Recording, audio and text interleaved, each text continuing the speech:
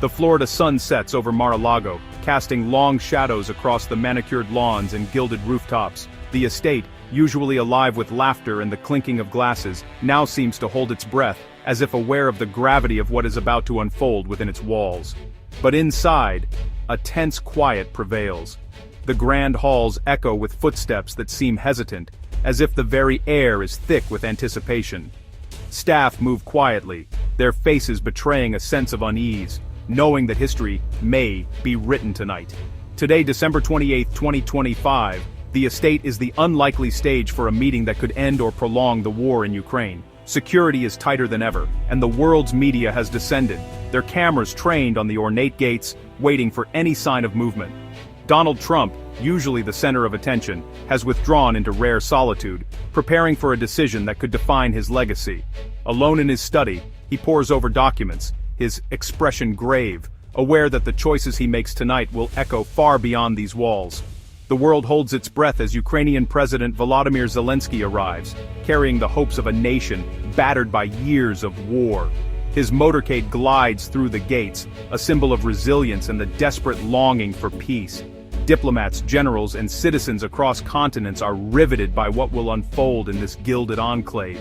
In embassies and living rooms and war rooms and cafes, millions watch, hoping for a breakthrough, fearing another disappointment.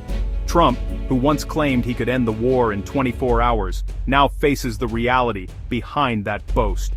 The weight of his words hangs heavy, and the world wonders if he can deliver on his promise, or if it was just another campaign line. The pressure is immense. Every word he utters could tip the scales between peace and continued bloodshed. Advisors whisper urgently, aware that a single misstep could have consequences felt for generations. As the clock ticks down, the questions mount, each second bringing the world closer to a pivotal moment. The tension is palpable, the stakes higher than ever. Can a deal be struck? What will it cost? Will peace last? The answers remain uncertain, hidden behind closed doors and guarded expressions. Trump stands alone, but the eyes of the world are fixed on him. Every gesture, every pause, every decision is scrutinized, dissected, and debated across continents. The stage is set for a diplomatic storm. In the gathering darkness, hope and uncertainty swirl together as the world waits to see if this night at Mar-a-Lago will mark the beginning of peace or the continuation of conflict. The road to Mar-a-Lago began in February 2022 when Russia invaded Ukraine, igniting Europe's largest land war since World War II. What was meant to be a swift operation became a grinding conflict, devastating cities and displacing millions. Under Zelensky's leadership, Ukraine has fought fiercely, but the cost has been staggering. Resources depleted, lives shattered. Failed negotiations and deep mistrust have kept peace out of reach. Now, with Trump's return to influence, a new, unpredictable variable enters the equation. The world is weary. Ukraine and Russia are exhausted. The next chapter will be written here, in Florida, where hope and desperation collide. Zelensky arrives not as a supplicant, but with a bold 20-point peace plan, crafted through weeks of secret talks. This plan is not just a list of demands, but a comprehensive roadmap aimed at ending the conflict and restoring stability in the region. It reflects a deep understanding of the complexities on the ground and the need for a multifaceted approach to peace. The plan's centerpiece, a comprehensive ceasefire within 60 to 90 days, followed by a demilitarized buffer zone in the Donbass, monitored by international observers. This buffer zone is designed to prevent further hostilities and build trust between the conflicting parties. The involvement of international observers is crucial to ensure transparency and accountability. Most controversial is the call for internationally supervised referendums in Russian-occupied territories, letting residents decide their future.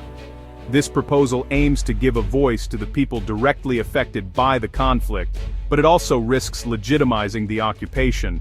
The referendums would be a test of the international community's commitment to democratic principles.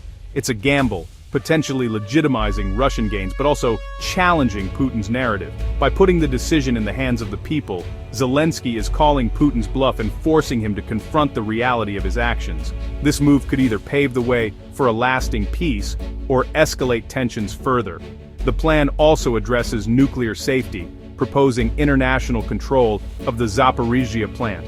This is a critical issue, as the plant's safety has been a major concern for both Ukraine and the international community.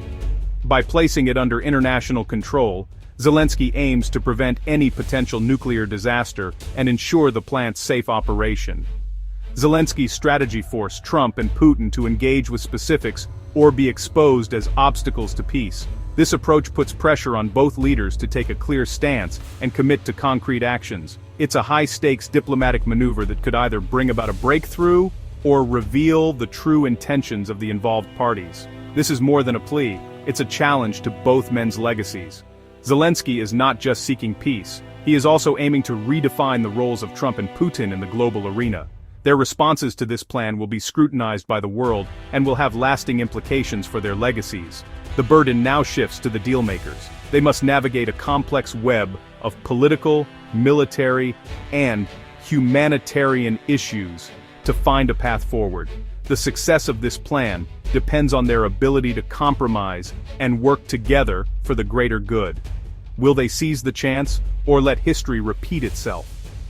The world watches with bated breath, hoping for a resolution that brings lasting peace and stability to the region. The stakes have never been higher, and the outcome remains uncertain. For the United States, the objective is unmistakable: bring the war in Ukraine to a close, reduce the burden of military and financial commitments, and prevent the outbreak of further instability across Europe. American policymakers are acutely aware that the longer the conflict drags on, the greater the risk of escalation and the higher the cost for both the US and its allies. The stakes are not just about Ukraine, but about the future of the entire European security order.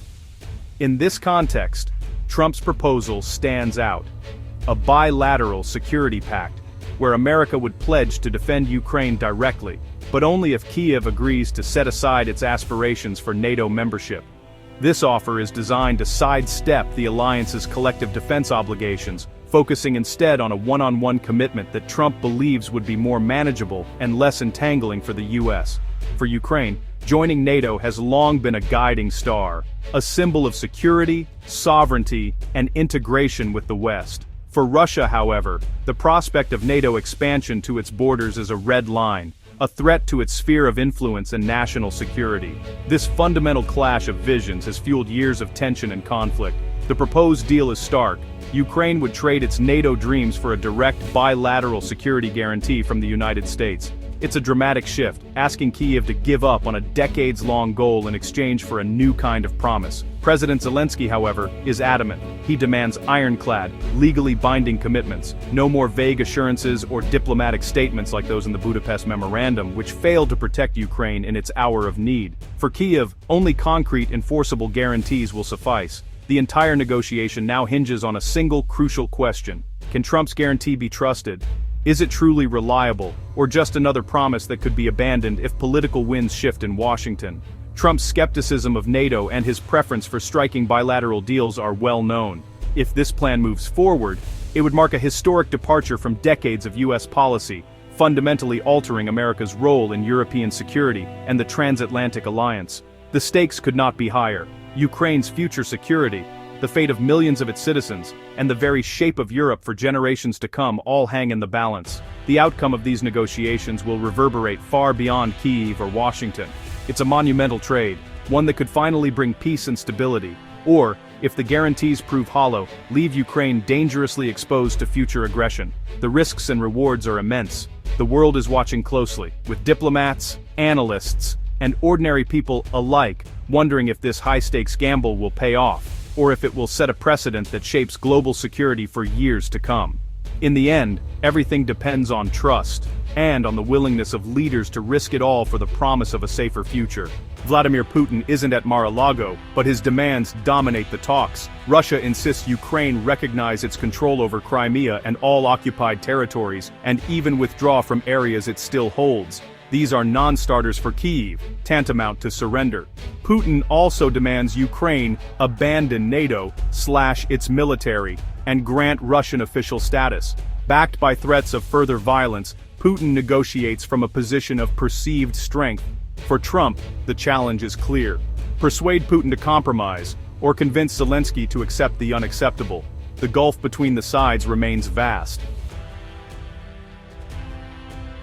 As talks approach, Russia unleashes a barrage of missiles and drones across Ukraine, a violent message to negotiators. Cities are plunged into darkness, civilians huddle in shelters as infrastructure is shattered. The attacks are meant to terrorize and weaken Ukraine's resolve, but also to pressure Trump to push for a quick deal. The human toll is horrific, making any concession to Russia politically toxic for Zelensky. For Trump, the urgency is heightened. He must broker peace as bombs fall. The violence outside echoes in the negotiating room, a grim reminder of what's at stake.